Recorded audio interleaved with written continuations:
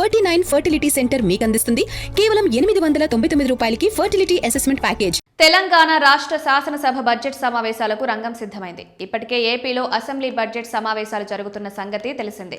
ఈ నెల 22తో AP assembly budget సమావేశాలు సైతం ముగియనున్నాయి. ఈ క్రమంలో తెలంగాణ రాష్ట్ర ప్రభుత్వం సైతం అసెంబ్లీ బడ్జెట్ సమావేశాలు నిర్వహించాలని నిర్ణయించింది. ఈ నెల 26 నుంచి అసెంబ్లీ సమావేశాలు ప్రారంభించాలని రాష్ట్ర ప్రభుత్వం సూచనాప్రాయంగా నిర్ణయం తీసుకుంది.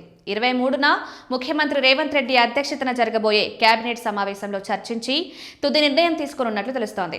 ఈ నెల 26 నుంచి తెలంగాణ అసెంబ్లీ బడ్జెట్ సమావేశాలు ప్రారంభం కానున్నట్లు తెలుస్తోంది.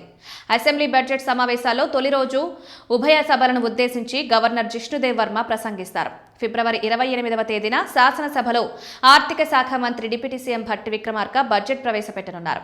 అదే సమయంలో ఐటీ శాఖ మంత్రి శ్రీధర్ బాబు శాసన మండలిలో బడ్జెట్ ప్రవేశపెడతారు.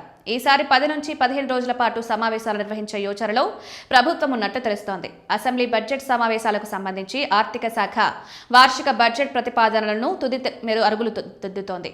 ఇప్పటికే బడ్జెట్ ప్రక్రియను పూర్తి చేసిన ఆర్థిక శాఖ తుది మెరుగులు దిద్దుతోంది. మరోవైపు ఆర్థిక శాఖ మంత్రి డిప్యూటీ సీఎం మల్లు భట్టి విక్రమార్క ఈ నెల 28న శాసనసభలో 2026-27 ఆర్థిక సంవత్సరానికి సంబంధించిన వార్షిక బడ్జెట్ను ప్రవేశపెట్టనున్నారు. గత బడ్జెట్ కంటే ఈసారి కేటాయింపులు భారీగా ఉండే అవకాశం ఉందని తెలుస్తోంది. ముఖ్యంగా సంక్షేమ పథకాలు, మౌలిక సదుపాయాల కల్పనకు ఈ బడ్జెట్లో పెద్దపీట వేనున్నట్లు వెల్లడించారు. సభలో ప్రతిపక్షాలు లేవనెత్తే అంశాలకు సమాధానం ఇవ్వడంతో పాటు పలు కీలక బిల్లులను కూడా ఈ సమావేశాల్లోనే ఆమోదించుకోవాలనే యోచనలో అధికార పార్టీ ఉన్నట్లు తెలుస్తోంది. శాసన మండలి సమావేశాలు పాత అసెంబ్లీ హాల్లో నిర్వహించే యోచనలో ప్రభుత్వం ఉన్నట్లు తెలుస్తోంది. ఈ మేరకు ఇప్పటికే అసెంబ్లీ సిబ్బంది ఏర్పాట్లు పూర్తి చేసినట్లు తెలుస్తోంది.